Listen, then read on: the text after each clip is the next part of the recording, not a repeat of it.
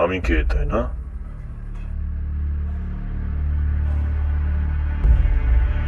তোর যদি দম থাকে তো তুই আমার সামনে আয়। তুই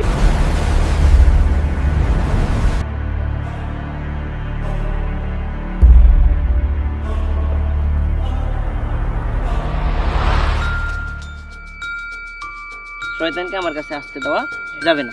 আমি ফজরের নামাজ পড়বো।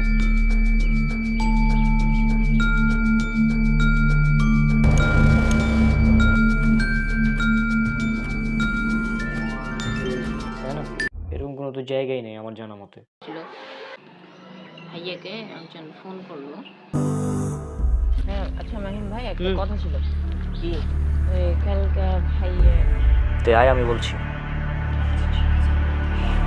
এবং প্রমাণ হবে কে ইসলামের পক্ষে আর কে ইসলামের বিপক্ষে।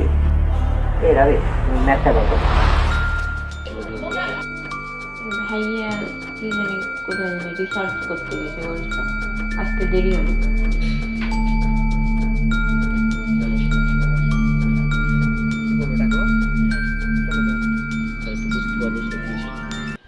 তো তাহলে শোন, আমি এখন আমার সম্পর্কে বলি।